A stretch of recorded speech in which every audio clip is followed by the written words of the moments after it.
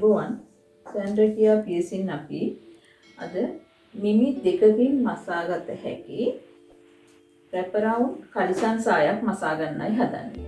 මේක අද යුවතියන් අතර ඉතාම ජනප්‍රිය කලිසමක් බවට පත් වෙලා තියෙනවා. මැහුම් පිළිබඳ ලොකු දැනුමක් නැතත් ඔයගලන්ට මේක ඉතාම පහසුවෙන් මසා ගන්න පුළුවන්. අපි බලමු. මේ සඳහා මම රෙදි අරන් තියෙනවා 60 පළල රෙදි මීටර් 2ක්. 60 පළල ඒ කියන්නේ මීටරයට අඟල් 39ක් තියෙනවා. ඒකෙන් මීටර් 2ක්.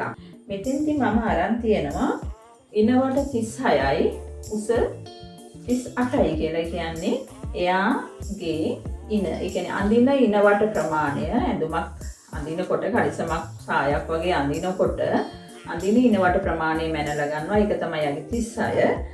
උස වෙනුව එතන ඉඳලා ඉනේ ඉඳලා එයාට වෙනුව දක්වා උස මම අරන් තියෙනවා අඟල් 38ක් විදිහට.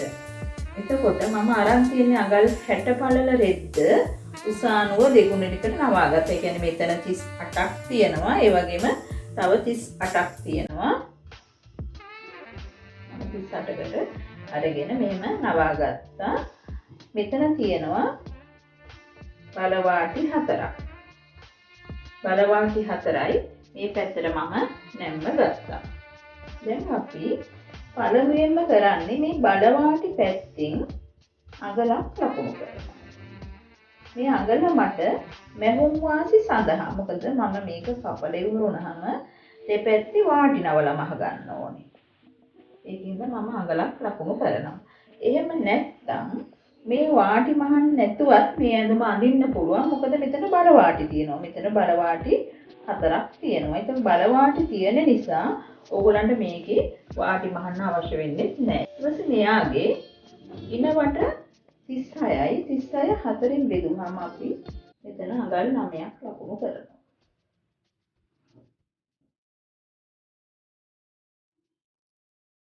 ඊළඟට නැවත මම අඟල් 9ක් ලකුණු කරනවා.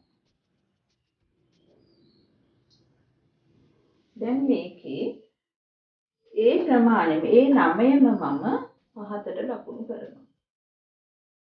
ඊළඟට පැහැදිලි ඇති අඟලක් තිබ්බා ඉනවට 4න් බෙදුවා 36 4න් බෙදුවම 9යි 9 ලකුණු කරා තව 9ක් ලකුණු කරා ඒ 9 කෙරවලේ ඉඳලා ආයි 9ක් ලකුණු කළා. මේ ප්‍රමාණය ඔයගොල්ලන්ගේ ඉනවට 4න් බෙදලා එන ප්‍රමාණය ගත්තාම ඇති. ඊට පස්සේ රේඛාවම ඇඳ ගන්නවා.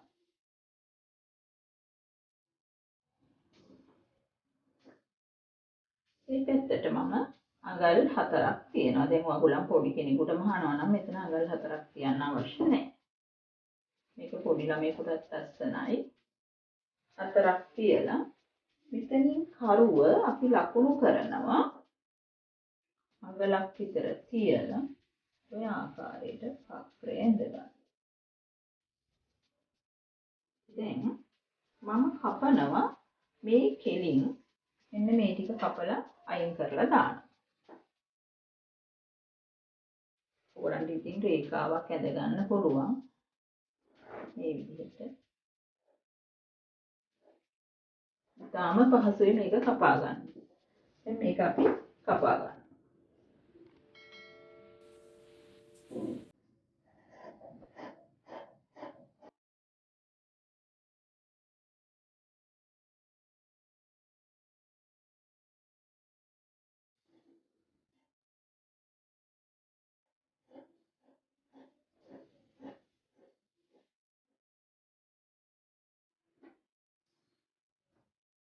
දැන් මෙන්න මේ ආකාරයට තමයි තියෙන්නේ. මෙතනින් වෙන් කරගන්න.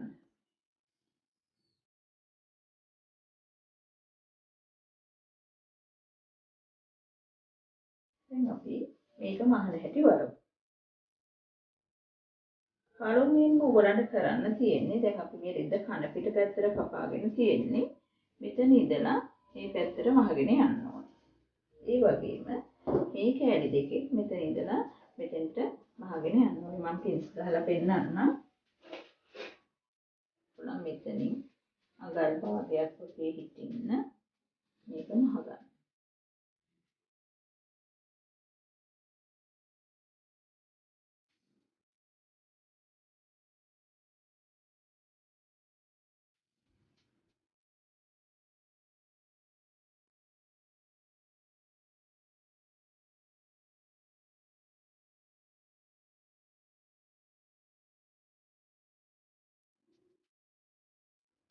ඔය ආකාරයට මේ පැත්ත මසාලා.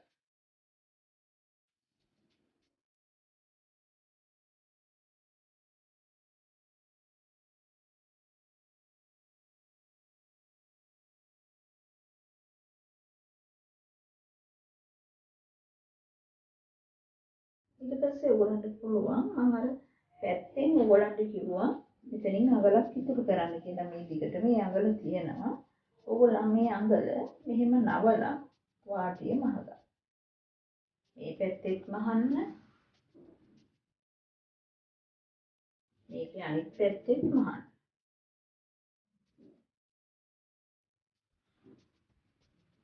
මේ පැත්තෙත් නවලා මසා ගන්න ඕනේ. බලවාටියේ තියෙනවා නම් ඔයගොල්ලෝ මෙහුමක් ගෙහුවේ නැතත් කමක් නැහැ. දැන් මම අඟලක් තිබ්බ හින්දා ඒකේ අනිවාර්යයෙන්ම මෙහුම ගහ ගන්න ඕගොල්ලෝ. ඒ වගේම මේකෙත් ඔයගොල්ලන් මේ පැත්තෙත් මහ ගන්න. මේ පැත්තෙත් අඟල නවලා මහ. දැන් ඔයගොල්ලන්ට මේකට මේ පළු දෙකටම ඉන්නට පටි කපා ගන්න ඕනේ. දැන් තියෙන්නේ මෙතන මෙහෙම මහපු එක. මේකට පටියක් කපා ගන්න ඔයගොල්ලන් මේ ප්‍රමාණය බලලා. ඒ කියන්නේ දැන් මෙතන මැහුවට පස්සේ තියෙන ඉතුරු වෙන ප්‍රමාණය බලලා අඟල් 10 10 වගේ දෙපැත්තට වැඩි වෙන්න පටියක් කපා ගන්න ඕනේ.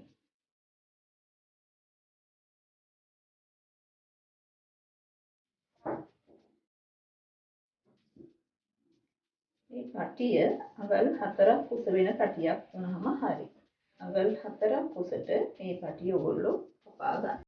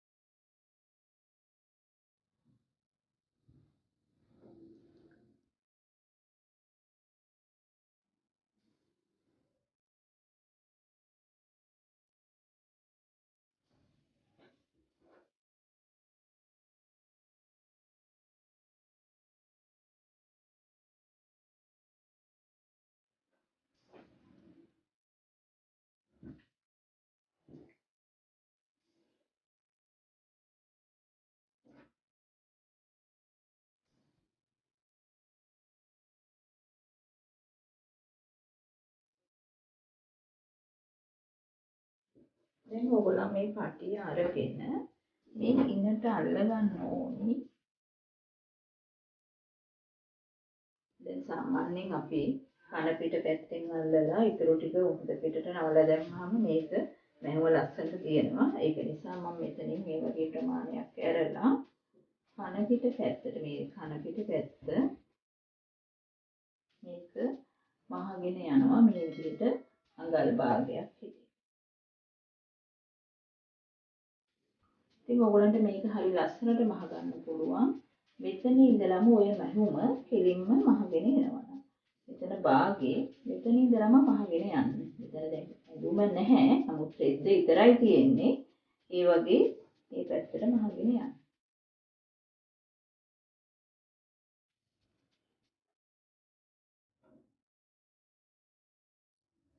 මේ ආකාරයට දිගටම මහගෙන යනවා.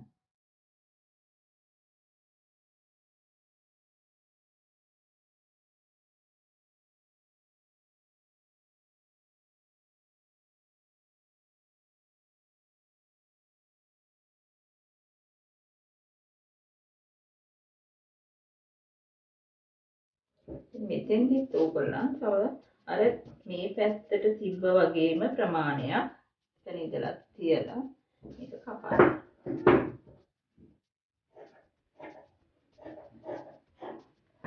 බලන්න මම මෙතන අරන් තියෙනවා අඟල් 11ක්. ඔයගොල්ලන් අඟල් 11ක් 12ක් 13ක් වගේ. කියන්නේ අපිට බෝ එකක් වගේ ගැට ගන්න පුළුවන් විදිහට රෙදි කෑල්ලක් තියාගන්න. මේ දිගටම මහගෙන යන්න ඕනේ ඔයගොල්ලන්. ඊට පස්සේ මේක අනිත් පැත්තට හරවලා හොඳ පැත්තට හරවලා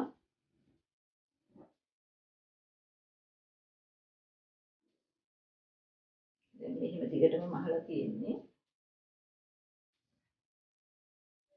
මෙතනින් අඟල් භාගයක් නවලා මේ අඟල් භාගෙ මේකට මෙහෙම නවලා මේ මෙහෙම නවලා මෙතනින් අඟල් භාගයක් මෙහෙම නවලා නැවත නවලා ඕගොල්ලන්ට මේක මහගෙන යන්න පුළුවන් අනිත් පැත්තට. එහෙම නැත්නම් ඕගොල්ලන්ට පුළුවන් මේ අඟල් භාගෙ තියලා මෙහෙම දෙකට නවලා ඔය ආකාරයට මහගෙන යන්නත් පුළුවන්. කැමති විදිහට මේ පටිය මේ ආකාරයට මහගෙන යන්න. කෙරවලට වෙනකම් මහගන්න.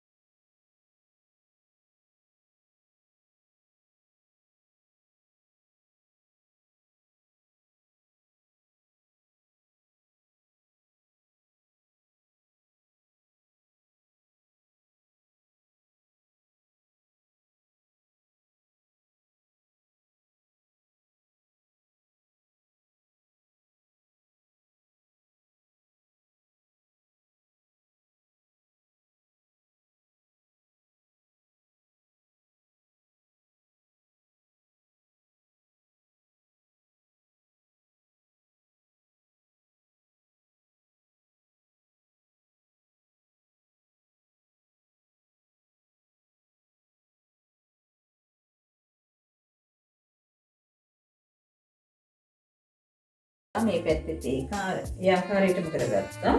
ඊළඟට අනිත් පැත්ත අර පටිය අපි පොඩට ගත්ත එක.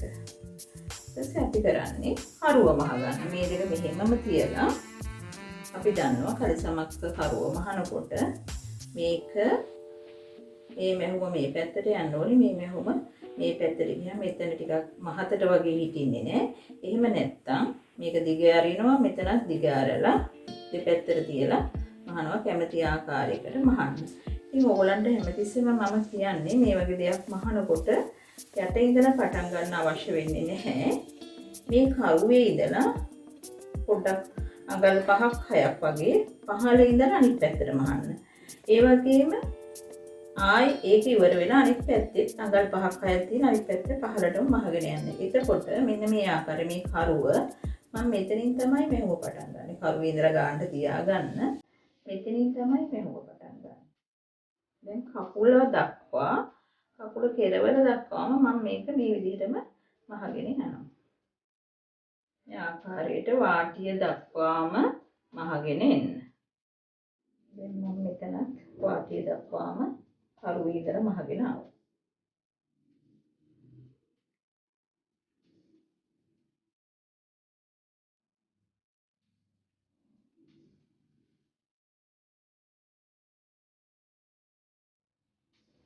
දැන් ඔයගොල්ලන්ට පැහැදිලි මේක තියෙන්නේ මෙන්න මේ ආකාරයට.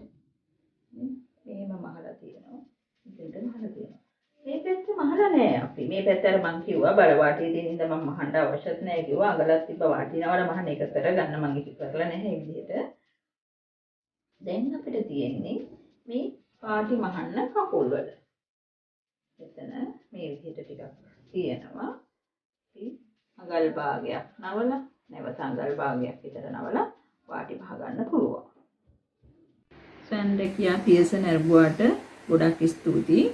ඉදිරියටත් මෙවැනි සැන්ඩකියා අදහස් ලබා ගැනීමට අපිත් එක්ක අත්වල බැඳ ගන්න.